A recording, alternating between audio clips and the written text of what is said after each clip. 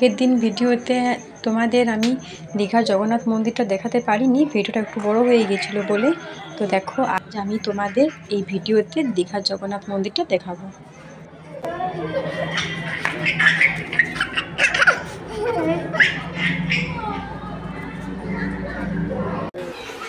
মা আমি আর একটু ছুটাছুটি করবো আর একটু খেলবো। না বাবা, অত ছোটাছুটি করো না, পড়ে গেলে বাজি হয়ে গেলে কি হবে?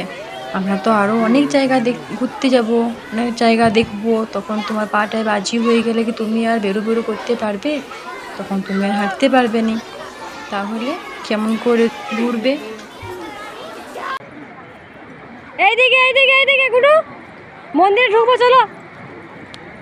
গুড্ডু তো সমানে ছুটোছুটি করেই চলেছে, ফটোও তুলছে না আর একটু কারো কোলেও আসছে না, সমানে ছুটছে আর শুধু ছুটছে।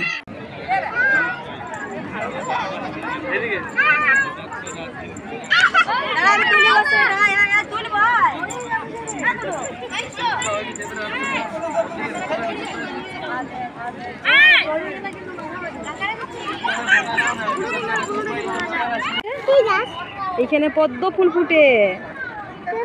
হ্যাঁ, এগুলো পদ্ম ফুলের গাছ, এখানে পদ্ম ফুল ফুটে।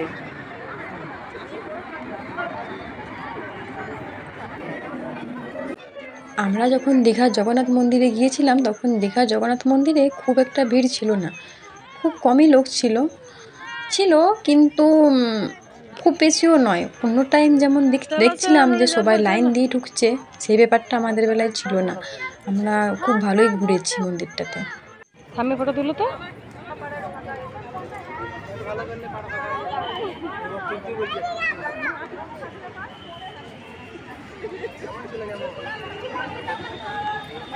হলো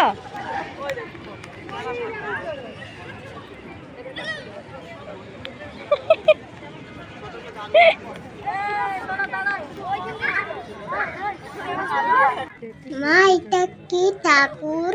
এটা সূর্য ঠাকুর, সূর্যদেব, আর এটা পার্বতী দেবী। দীঘার জগন্নাথ মন্দিরের পর আমরা এখন চলে এসেছি ঢেউসাগরে। তো গুরু কিন্তু ঘুমিয়ে গেছে, ও দুপুরে একটু আজ ঘুমোতে পায়নি, তো এখনও একটু রেস্ট নিয়ে নিচ্ছে। আর ওকে কোলে নিয়ে আমি হেঁটে চলেছি। এখানে দেখলাম যে তুর্কি আইসক্রিমের স্টল আছে, তো ওরা আইসক্রিমটা যেভাবে দেয় সবার হাতে, সেই স্টাইলটা কিন্তু খুবই সুন্দর লাগে। তো গুড্ডুর বাবা চলে গেছে সেটারই একটি ভিডিও বানাতে। তো তোমরা দেখতে পাচ্ছ ওখানে গুড্ডুর বাবাকে আইসক্রিম দেওয়ার জন্য ওরা নানা রকমভাবে কলা কৌশল ঘুরে যাচ্ছে, যেগুলো দেখতে আমারও ভালো লাগছিল। দূর থেকে বসে বসে আমি গুড্ডুকে বলে নিয়ে দেখছিলাম। আর দেখো দীঘার জগন্নাথ মন্দিরটা ফাঁকা থাকলেও এখানে কিন্তু প্রচণ্ড ভিড়। দেখো আমার জন্য একটা আইসক্রিম নিয়ে এসেছে, এখন একটু আইসক্রিমটা টেস্ট করে দেখে নিই কী রকম বানিয়েছে। আর দেখো আমার বড় ভাগ্নে আর ছোট ভাগ্নেও আইসক্রিম খাচ্ছে, ওদের একটু ভিডিও বানিয়ে নিলাম। দেখো মা এটা কি আসছে? দেখো এখানে কত রকম গাড়ি আসছে বলো, শোনো। একটার পর একটা, তখন দেখলাম একটা অন্য গাড়ি আর এখন দেখছি একটা অন্য গাড়ি। হ্যাঁ, আর কত রকমের কালার করা আছে দেখো, লাল নীল সবুজ, ভালো লাগছে বলো শোনো গাড়িটা দেখতে।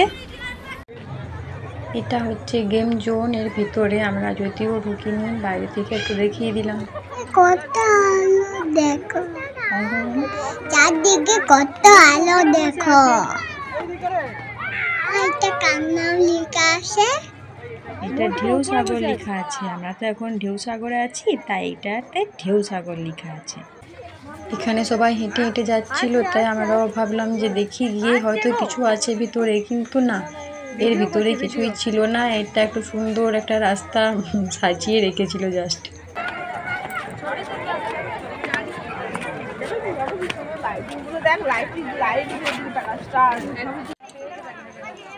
দেখো জিরাফগুলা, মা দেখো জিরাফগুলা কেমন ঘর থেকে উকি দিচ্ছে।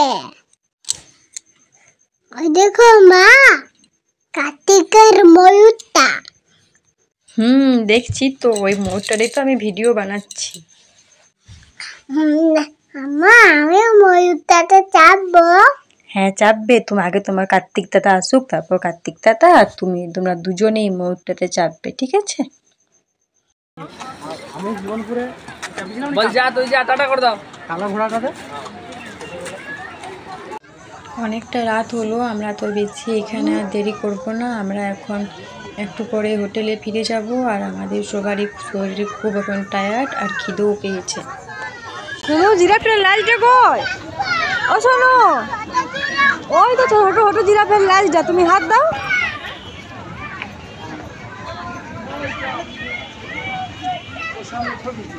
আর পা কই? পা গুলো কই? হ্যাঁ, কত বড়। হ্যাঁ,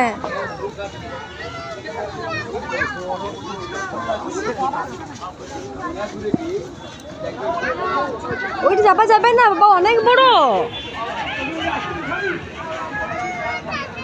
জিরাফ তো, অনেক বড়, চাপা যাবে না। শোনা, আসো। হ্যাঁ, জিরাফের গলা তো অনেক বড় হয়।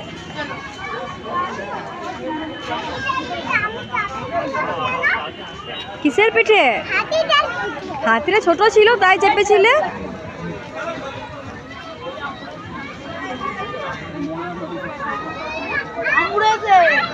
তো চলো এখন আমাদের টাটা বাই বাই, দেখা হচ্ছে পরের ভিডিওতে।